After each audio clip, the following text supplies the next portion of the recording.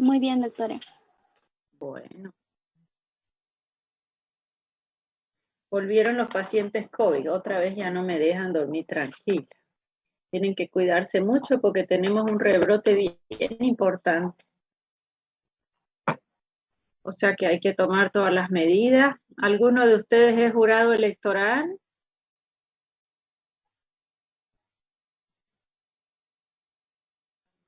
No, doctora. ¿No? Yo siempre era. Este año me libré. Este año, después de mucho tiempo, no he sido jurado. Así que bueno. Bien, mientras van sus compañeros entrando, me hace el recuerdo dónde quedamos. Estamos viendo los diuréticos. Ya me acuerdo. Mauricio estaba exponiendo, ya estábamos en la porción final. Después de eso ya solo nos quedan, después de los diuréticos ahorradores de potasio, queda solamente los osmóticos y con eso terminaríamos, ¿cierto? Sí, doctora. Sí, doctora. Bien. Ok. A ver, quiero ver mis participantes aquí para ver quiénes hablan. Perfecto. Bueno, un repaso muy rápido. ¿Para qué usaría yo una acetazolamida? Glaucoma de ángulo abierto. Sí, señor. Hipertensión Y- endocranial. Perfecto. ¿Y en hipertensión intracraneana la usarías por mucho tiempo? No, doctora. Ya. ¿Y en encefalopatía hepática la usaría? Ajá, te maté ahí. Vamos. No, doctora. No. ¿Por qué? Sí, no, ¿por qué? ¿Dónde tengo mi lista de alumnos? Ya. ¿Por qué no la usarían? Estaría contraindicado. ¿Por qué?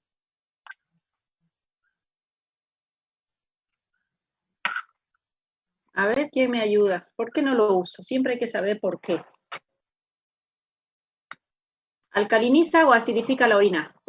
Acetazolamida. Alcaliniza, doctora. Sí, señor. ¿Y qué va a pasar si yo tengo un amoníaco que él es alcalino en una orina alcalina? Se vuelve a reabsorber, doctora.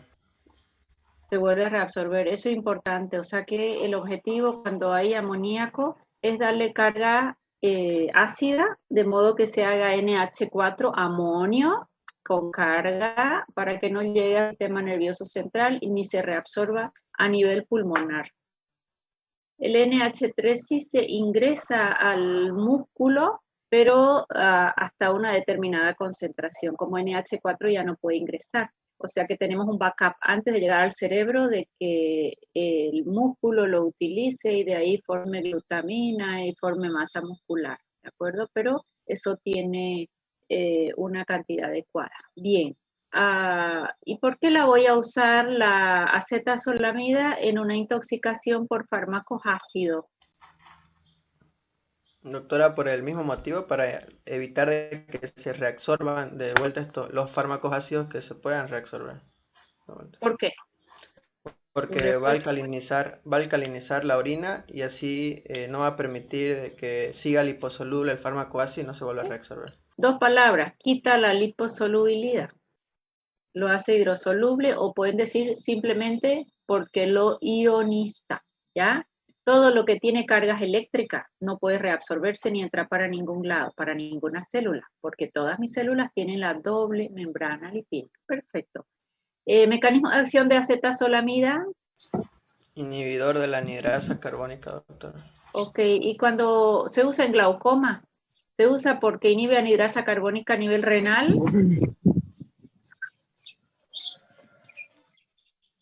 Porque inhibe la función de humor acuoso. No es a nivel renal, ¿verdad? Es a nivel de los cuerpos ciliares, perfecto. Lo mismo en hipertensión intracraneana, o sea que el efecto renal no es el que manda ahí, sino que esa misma enzima está a nivel de los cuerpos ciliares y en la formación de líquido cefalorraquídeo. Si yo necesitara un diurético para una crisis hipertensiva, ¿con quién me quedo? Con un diurético Diurético de gas asa, doctora, alta, doctora, furosemida. como los de ASA. Perfecto, así se llaman todos, de asa, de techo alto, de máxima eficacia. Denme un nombre en ampolla y con concentración. Tienen que hacer su receta. ¿Con qué se quedan? Ujú. Vamos, tienen que hacer su receta. Furosemida de 20 a 80 miligramos. Furosemida 20 miligramos ampolla. Empiecen con una ampolla. Generalmente ese paciente llega hipertenso o está entrando en ICC, hacemos una sola ampollita de 20 miligramos de furosemida. ¿Que puedo hacer una bomba de furosemida para forzar una diuresis? Sí. Nómbreme 4 efectos adversos de la furosemida o de la bumetanida o de la toracemida. Doctora, podemos comenzar con los relacionados a su acción, como por ejemplo una hiponatremia, Ya, el más una importante. hipopotasemia, Para una un poquito. hipomagnesemia. ¿Y esa hiponatremia, qué efecto te va a dejar a los pocos días?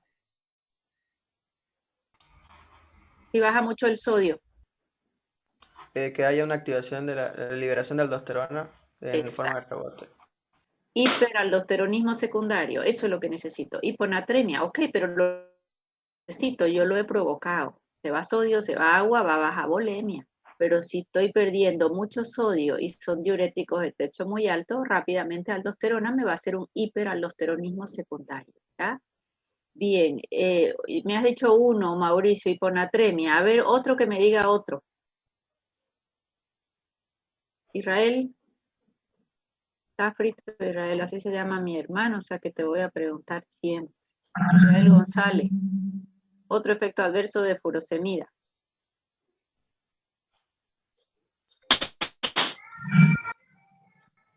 Hiperuricemia. Hiperuricemia, ¿por qué? Muy bien. ¿Por qué Absorbe hay más ácido úrico en el túbulo proximal. ¿Será que es por eso? Pero no se reabsorbe el ácido úrico, solo se secreta.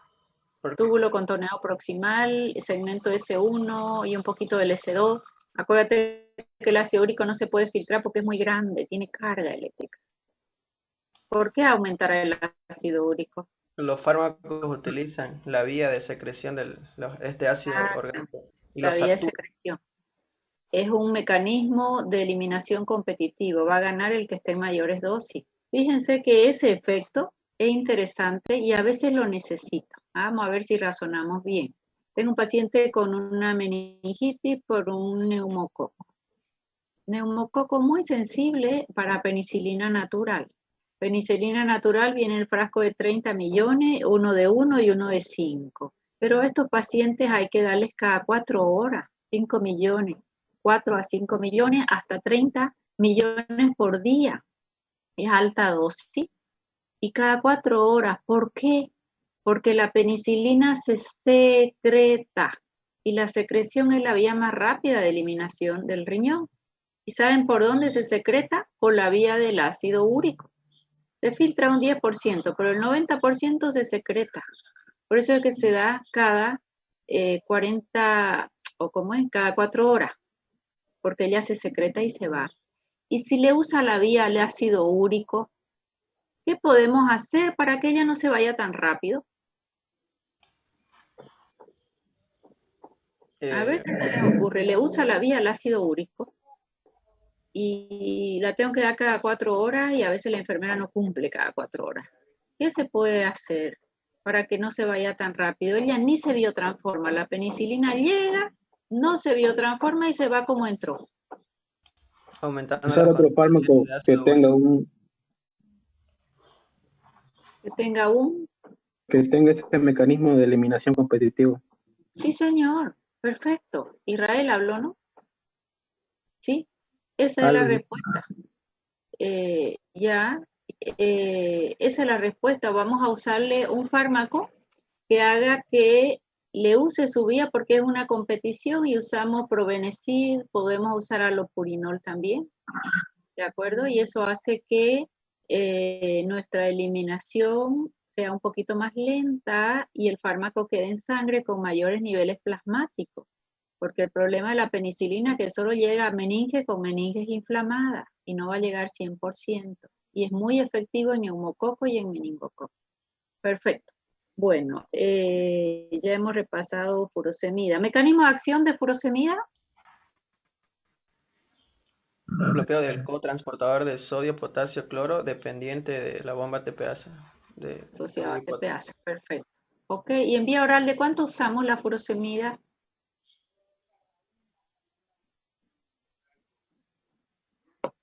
Van a hacer una receta de furosemida. ¿Cuánto van a colocar?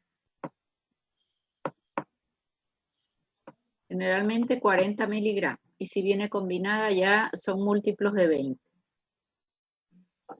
Y si yo quiero usar un diurético para todos los días, para la hipertensión de mi paciente, que no me haga una severa hiponatremia, que no me haga un hiperaldosteronismo secundario, ¿con quién me quedo? A ver, quiero que todos participen.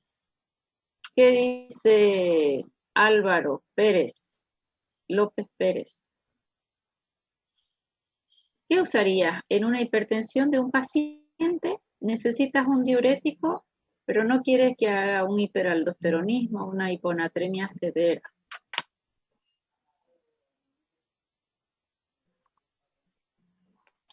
Diuréticos, tiazida, doctora, por eso.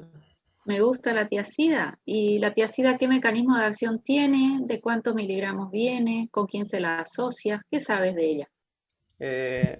Inhibe el cotransportador de sodio y de cloro en el túbulo contorneado distal, también asociado a la bomba TPasa, y puede venir de 50 miligramos en comprimido.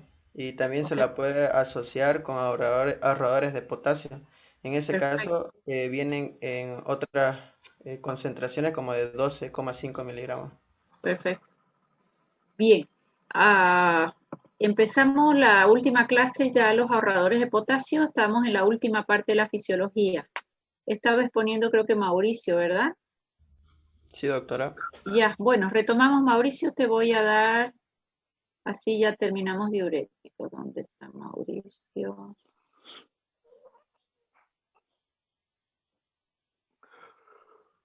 ¿Por qué no me sale aquí? Porque esto está por orden de Mauricio Carlos Hurtado. 2 veces te tengo aquí. Sí, doctora, es que lo que pasa es que estoy ingresando de otro servidor también para poder grabar la clase. Ya te habilité. ¿Quién quiere grabar la clase? Ya lo di el mando, ya no puedo habilitarlo.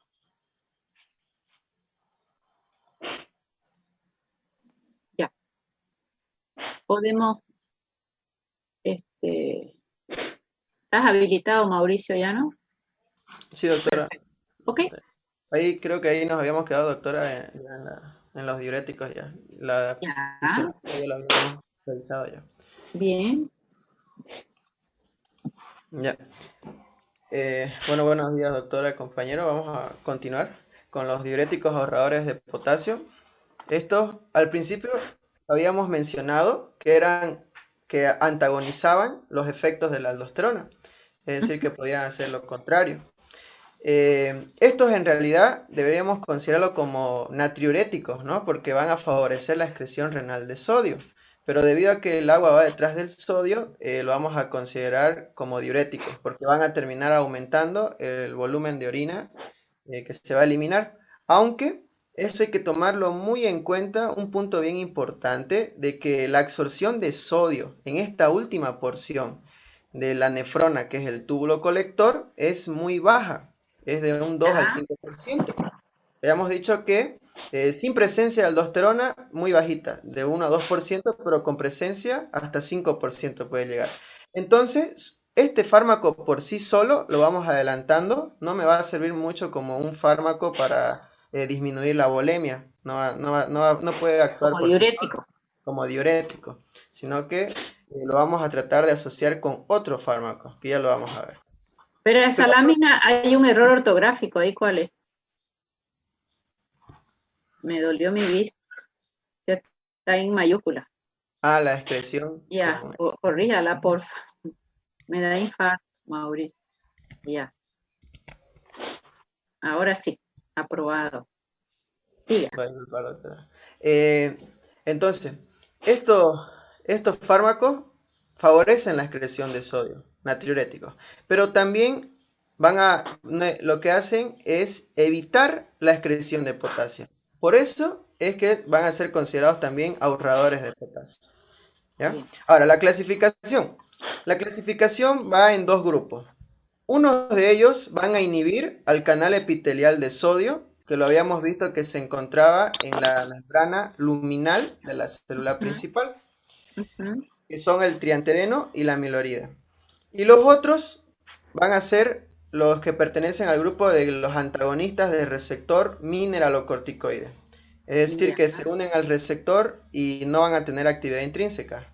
No lo van a activar ni harán lo mismo que la hormona, en este caso, que la aldosterona, ¿no? Acá está la espironolactona y la eplerenona. También en otras bibliografías he visto que los clasifica como de acción indirecta y directa. Pues habíamos dicho que estos fármacos antagonizan los efectos de la aldosterona. Algunos lo hacen de manera directa, es decir, que se unen al receptor directamente y no tienen actividad intrínseca, es decir, que no lo activan. Esos son los antagonistas. Y los de acción indirecta son aquellos que no se unirán al receptor, pero van a bloquear una de las funciones de la aldosterona. Por eso son indirecta y directa. Le Bien. bloquean su receptor, su canal, en realidad. Se colocan en el canal. Su Ya. canal. Bien. Ahora, cuando pasamos a ver la presentación de estos fármacos, tenemos que vienen en comprimidos y ahí están encerrados en cuadraditos tenemos, por ejemplo, la espironolactona. La espironolactona, que es un antagonista del receptor mineralocorticoide, que puede venir en comprimidos de 25, 50 y 100 miligramos.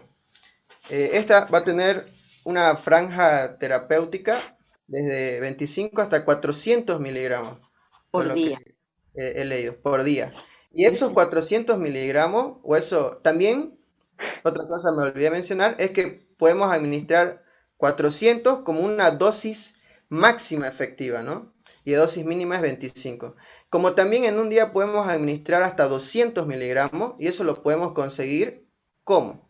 100 miligramos cada 12 horas, es decir, 2 veces al día, o 50 miligramos cada 6 horas. Así conseguimos esa dosis de 200 miligramos al día, ¿no? Ya, ahí te corto un poquito. Esas dosis muy altas generalmente no las usamos asociadas a un diurético de techo alto, como ser una furosemida o que el paciente nos esté perdiendo potasio, sino para patologías diferentes, ¿no? La espironolactona ya vamos a ver para qué la usamos. Normalmente dosis altas no las utilizamos como ahorrador en sí de potasio por el uso concomitante de diuréticos, sino para otras patologías que las vamos a ver ahora. Muy bien. Muy bien.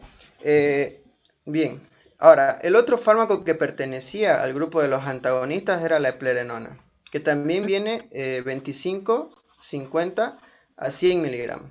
En el libro, por ejemplo, de Flores he visto que hasta se puede administrar hasta 300 miligramos al día, que puede ser repartido en 3 tomas de 100 miligramos, es decir, cada 8 horas. Eso sería pero una dosis máxima, ¿no? Máxima, efectiva. Después tenemos los otros fármacos que también vienen en comprimidos, como ser el triantereno y la milorida, que están de color rojo, señalados.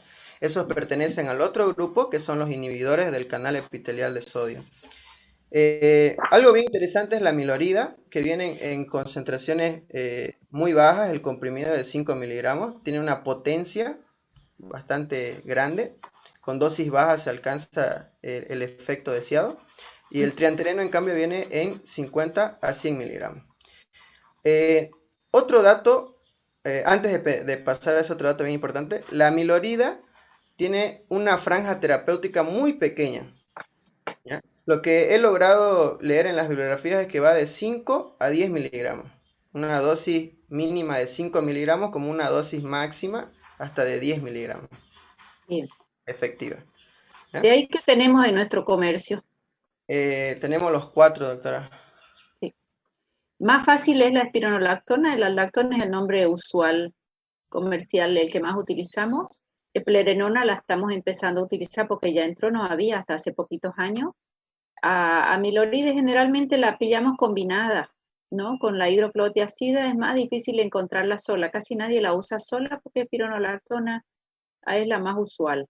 O sea que sola viene espironolactona, eplerenona. Las otras dos normalmente vienen combinadas con las tiazidas. Es más difícil encontrar. Muy bien. Sí, sí, doctora, muchas gracias. Esto es también, sí, como menciona igual las bibliografías, como menciona la doctora también, generalmente esto, como por ejemplo la milorida, viene en combinación con las tiacidas, ¿no? Y eso lo Bien. vamos a explicar en la siguiente diapositiva, por qué vienen en combinación con las tiacidas. Ok. El mecanismo de acción, una breve diapositiva. Habíamos dicho que los inhibidores del canal epitelial de sodio, su mecanismo de acción, pues será el bloqueo del canal epitelial de sodio. Como menciona la doctora, se une al canal y lo bloquea, ¿no? El bloqueo del canal epitelial de sodio, la célula principal. Con esto, Bien. ¿qué voy a lograr? Uno, voy a lograr que se excrete más cantidad de sodio, porque si no se absorbe, se mantiene en la luz tubular y se excreta.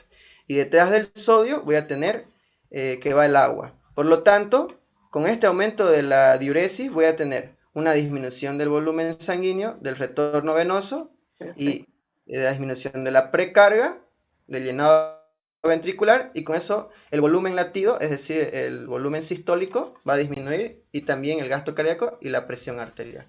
Pero lo volvemos a repetir, estos fármacos, su acción de diuresis o su efecto de diuresis es muy pequeño. No es tan grande en comparación de otros fármacos, por ejemplo, con los de ASA, por ejemplo, la furosemida, que ese es bien potente, es decir, es más notorio su efecto diurético. Y también Sí, como porque las tiacidas. Porque la absorción de sodio no es muy grande en este túbulo colector. Entonces lo que se favorece, esa excreción es muy pequeña. No tenemos. estamos al final de la nefrona ya. Sí, Estamos al final de la nefrona. en el Y ya túbulo colector. perdimos antes mucho sodio y ya no lo podemos rescatar tanto. ¿Qué porcentaje de sodio se reabsorbía en el túbulo colector? Se reabsorbía de un 2 al 5% y dependía si es que había presencia de aldosterona o si es que no había. Aldosterona dependía. Perfecto. Bien. También, como bloqueamos este canal epitelial de sodio, vamos a disminuir la excreción de potasio. Eso enseguida lo vamos a explicar, es bien bonito cómo lo realiza estos fármacos. Y también al disminuir la excreción de potasio, disminuimos también la excreción de hidrogeniones, de protones, porque están muy asociados, potasio con hidrógeno, ¿no? Siempre van de la mano. Bien. Y los antagonistas del receptor mineralocorticoide, no lo he colocado aquí abajo sus mecanismos de acción porque simplemente es como lo menciona en la diapositiva, antagonistas competitivos y reversibles de receptores mineralocorticoides. ¿Ya? Van a competir con la aldosterona. Pero Bien. eso ya lo vamos a ver un poquito más adelante. Estos fármacos también son capaces de unirse a otros receptores de otras hormonas esteroideas, es decir, que tenían esta estructura del ciclo pentano perhidrofenantreno, como su estructura base también, como ser andrógenos, también progesterona. Algunos fármacos, principalmente la espironolactona, va a ser capaz también de unirse a esos receptores. Y ahí vamos a ver unas reacciones adversas que van a aparecer debido a eso. Bien, pasaremos entonces a ver. Entonces esa diapositiva ya la hemos visto la anterior clase de la célula principal y la célula intercalar, de tipo A en este caso, lo que realizaba. Ahora, esto también lo habíamos analizado. Si el paciente tenía, por ejemplo, vamos a comenzar con hipertensión arterial, el ejemplo que vamos a dar. Si el paciente tenía hipertensión arterial, generalmente estos pacientes van acompañados con el sistema de renina, la cascada, ¿no? Del sistema de renina-angiotensina-aldosterona activado, ¿no? Debido a la vasoconstricción, disminuye la perfusión renal, el filtrado, y eso va a ser captado por la mácula densa y se va a activar esta cascada, ¿no? De la renina.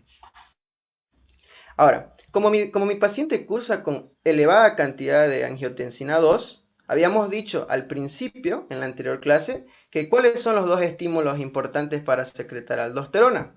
Uno, que la angiotensina 2 esté en elevada concentración, y dos, la hiperpotasemia, ¿no? Son los dos. En este caso, la angiotensina 2 en elevada concentración es lo que me va a activar la secreción de aldosterona, y eso es lo que está representado aquí, ¿no? Estos de pelotitas amarillas son la aldosterona, ¿no? Que está viniendo de este capilar peritubular. Bien. O sea que mi paciente está con aldosterona elevada. Bien. Ahora, Resulta que a este paciente, digamos un paciente joven, se le ha dado como tratamiento prolongado las tiazidas para su hipertensión. Entonces, al dar tiazidas, habíamos visto en la anterior clase cuál era su mecanismo de acción. Era el bloqueo del cotransporte de sodio y de cloro, que son asociados a la bomba TPasa de sodio y de potasio. Al hacer ese bloqueo, ¿qué es lo que ocurría? Ocurría que el sodio y el cloro, acá, en la luz tubular, el sodio y el cloro, ambos, porque ambos no se reabsorben, perdón, en el túbulo contorneado distal, ¿no? Debido a las tiazidas. Entonces, estos se concentran en la luz tubular, se concentran en bastante cantidad. Y lo normal era que ese sodio que no se absorbía, o que no se reabsorbía, podía volver aquí en la célula principal a reabsorberse gracias a la aldosterona. Se podía, claro que sí. Pero, ¿qué es lo que hace? ¿Qué es lo que hace nuestros queridos fármacos? Por ejemplo, la amilorida y el triantereno, que pertenecen a los inhibidores del canal epitelial de sodio. Como su mismo nombre lo indica, van a bloquear, se van a unir y van a bloquear a ese canal epitelial de sodio. ¿Y qué voy a tener como resultado de este bloqueo? Ahí está la nota. El sodio se va a seguir acumulando en la luz tubular porque no se va a reabsorber. Y por lo tanto, el potencial eléctrico se hace positivo en la luz tubular. ¿Y qué pasa si es que se hace positivo? ¿Será que ese potasio va a poder salir a la luz tubular? No, porque esas cargas positivas lo van a repeler. Importante, así no voy a permitir la secreción, ¿no? O la excreción de potasio. ¿Ya? Habíamos dicho por eso que son ahorradores de potasio, porque no permitían esa excreción. Es debido a este motivo, ¿no? El potencial se hace positivo en la luz tubular porque no se absorbe el sodio. Bien. Entonces, la amilorida y el triantereno van a unirse al canal epitelial del sodio y lo bloquean. Muy bien. Entonces, disminuye también la secreción de hidrogeniones, ¿ya? Como la de potasio. Y es por el mismo motivo. La luz tubular, como se tiene un potencial eléctrico positivo, también va a repeler al hidrógeno. Y la segunda explicación es ¿por qué? Porque si no hay potasio en la luz tubular, este intercambiador no va a poder funcionar. Porque necesita indispensablemente potasio en la luz tubular para que funcione ese intercambiador. Y si no funciona ese intercambiador, no va a haber excreción de hidrogeniones. Por lo tanto, conclusión, ¿qué va a hacer mi amilorida y triantereno? Por un lado, va a favorecer la excreción de sodio, en realidad los términos adecuados va a potencializar, ¿no? Ese efecto de las tiazidas. Ese efecto natriurético lo va a potencializar. Y segundo, va a disminuir la excreción de potasio y de hidrógeno. Que no nos olvidemos que esa excreción de potasio, la hipopotasemia, era un efecto o una reacción adversa de las tiazidas. Entonces, ¿quién va a bloquear esa reacción adversa? Esta amilorida y triantereno. Y es por eso que lo utilizamos, ¿no? Asociado, esas tiazidas con la amilorida. Ahora, si tuviéramos que hacer un cuadrito, y la pregunta sería, ¿por qué lo utilizamos de manera asociada, ¿no? Las tiazidas con los ahorradores de potasio? Sería principalmente por dos mecanismos. Uno, porque se potencia el efecto diurético. Y el segundo sería porque disminuye la excreción de potasio. Es decir, esa excreción de potasio. Excreción, Eso sería... ponerle con C, no con S. Ah, sí, perdón, doctora. Ya. Lo voy a escribir 100 veces, Mauricio. Excreción. Lo voy a escribir, doctora, va a disculpar. Esos serían los dos principales respuestas de por qué lo damos en asociación en las tiazidas con los diuréticos ahorradores de potasio. Y también con los diuréticos de asa, ¿no? También, de la misma manera. Muy bien, esto lo vamos a borrar entonces, para que no esté ahí. Apúrele que nos quedan 10 minutos. Sí, doctora, me disculpa. Ya está ya. Eso. Y la espironolactona y la eplerenona como su mismo nombre lo dice, se unen al receptor de mineralocorticoide. ¿Y qué pasa cuando se une? Va a ser antagonista, es decir, se une al receptor y no tendrá actividad intrínseca, no lo activa. Por lo tanto, no voy a tener ni canales epiteliales de sodio ni bomba TPasa, porque recordemos que la aldosterona favorecía la síntesis de estos dos, ¿no? Bien. Bien. La farmacocinética. Esto. Nos dice en relación al triantereno y la amilorida que la biodisponibilidad del triantereno es mucho mayor que la de la amilorida. Y el efecto máximo del triantereno se alcanza en menor tiempo en relación a la amilorida. Es muy importante, ¿ya? El triantereno tiene una UPP, unión a proteínas plasmáticas, de un 50 a 55%. No nos olvidemos que la porción libre que está en plasma es la que en realidad va a ser la acción farmacológica. Y se metaboliza en el hígado, el triantereno. Y acá viene un dato muy importantísimo. La amilorida se excreta por el riñón, al igual que el triantereno, pero sin metabolizarse por el hígado. ¿Y eso qué nos dice? De que, por ejemplo, pacientes que tienen saturadas las enzimas del hígado, ¿ya? O que tienen cirrosis hepática, me va a convenir administrar amilorida porque no se va a metabolizar por el hígado, ¿ya? Y otra conclusión, que si tú administras triantereno en un paciente que tiene, por ejemplo, cirrosis hepática o las enzimas hepáticas que están saturadas, va a durar más tiempo el fármaco, o sea, su semivida va a ser más larga, y también su efecto va a ser más prolongado, porque no se va a metabolizar, ¿no? Es muy importante, no se metaboliza en el hígado, si es que el paciente tiene cirrosis. En relación, por ejemplo, a la farmacocinética de los otros dos grupos, que es de los antagonistas de los receptores mineralocorticoides, es que la espironolactona es un esteroide sintético. Es decir, que entre sus componentes tenemos el ciclopentano, ¿no? Ya. Este una vez se absorbe, porque tiene buena absorción por vía oral, en unas 3 horas ya se absorbe. En el hígado va a sufrir metabolismo, ¿ya?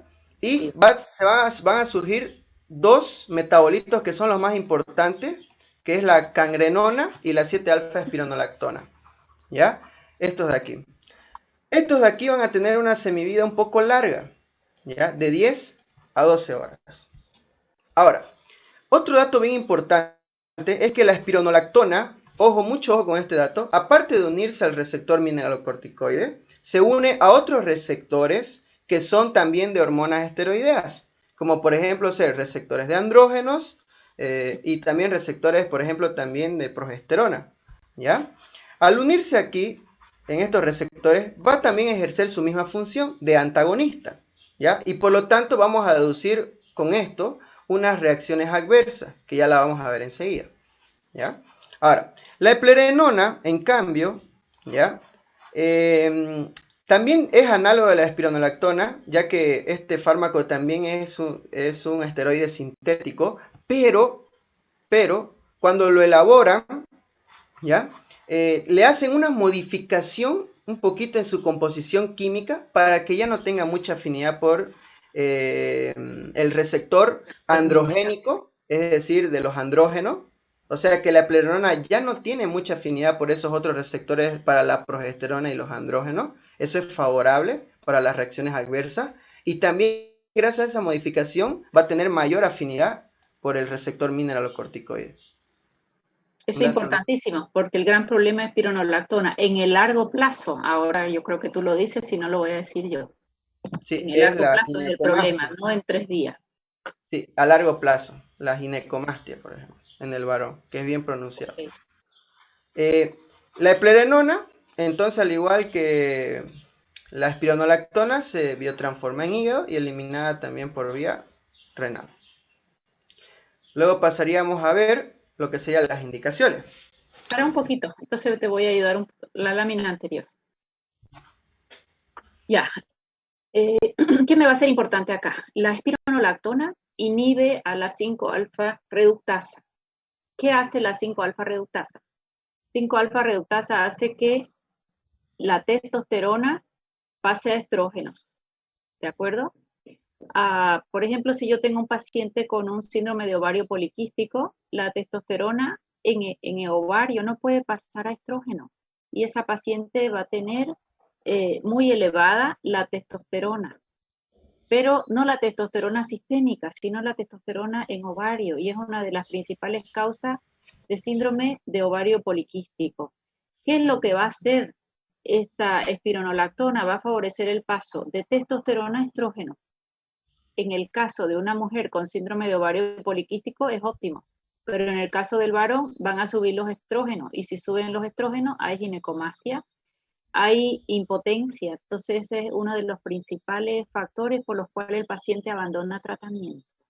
O sea que una buena indicación es síndrome de ovario poliquístico, porque aunque testosterona esté en un valor adecuado en plasma de mujer, no está elevado en el ovario, y la testosterona se está quedando en testosterona y no pasa a estrógeno. Y este fármaco me lo favorece, más en varones no. Siga. Eplerenona tiene menos afinidad, pero todavía la mantiene. Ya. Las indicaciones. La principal indicación, ¿no? Una de las principales, es que estos fármacos tienen que ir asociados con otros diuréticos para tratamiento de hipertensión arterial, ¿no? Por el motivo, por ejemplo, con las tiazidas, ¿no? ¿Por qué motivo? Por el que lo habíamos explicado anteriormente, ¿no? Porque estos fármacos potencializan el efecto diurético de las tiazidas o los diuréticos de asa, y el segundo, disminuyen la excreción de potasio. Y con eso evitamos esa reacción. Como diuréticos se aplazan, ¿no? Un poquito Sí, ayudan, pero es mínimo, nada. Es más que como todo el diurético, efecto para aplazado como diurético. sí, como diuréticos por sí solo, no se... Exacto. Solo pueden potencializar, sí, pero su efecto es, necesita ahorrar potasio para salvar el efecto adverso de los otros diuréticos. Bien. Bien. Ahora, otra indicación importante es hiperaldosteronismo primario, ¿ya? Es decir, pacientes que tengan hipertensión por hiperaldosteronismo primario. Es decir, que hay una excesiva secreción de aldosterona, hay una hiperreactividad de esa zona glomerular de la glándula suprarrenal, porque hay un adenoma, ¿no? O porque hay una hiperplasia de esa glándula suprarrenal en esa zona, y hay mucha secreción de aldosterona. ¿Y qué hace la aldosterona? Reabsorbe sodio y agua, y excreta también potasio. Y el reabsorber sodio y agua va a aumentar la volemia, aumenta también el retorno venoso, la precarga y el gasto cardíaco, ¿no? Y eso va a llevar, por ejemplo, puede llevar a hipertensión arterial, pero por hiperaldosteronismo primario. Ahí también es indicado estos fármacos, principalmente los que son antagonistas de los receptores mineralocorticoides, porque no van a dejar que actúe esa aldosterona. Ese es el indicado, el otro no. Sí. En el hiperaldosteronismo secundario, aquí también se puede utilizar, porque el hiperaldosteronismo secundario, el problema no está en la glándula suprarrenal, sino el problema viene por otro lado, de que hay mucha angiotensina 2 y eso está haciendo de que la glándula secrete mucha aldosterona, ¿no? Eso es hiperaldosteronismo secundario. Por ejemplo, en insuficiencia cardíaca, síndrome nefrótico y cirrosis hepática, ¿no? ¿Y lo pudiera combinar con un enalapril? Con un enalapril, lo que mencionan es que no está muy recomendado, porque el enalapril, por ejemplo, los IECA, favorecen la hiperpotasemia, y estos diuréticos ahorradores de potasio también hacen hiperpotasemia. Perfecto. ¿Y cuáles son las clínicas de un paciente con hiperpotasemia? Un paciente, por ejemplo, con hiperpotasemia puede tener náuseas, puede tener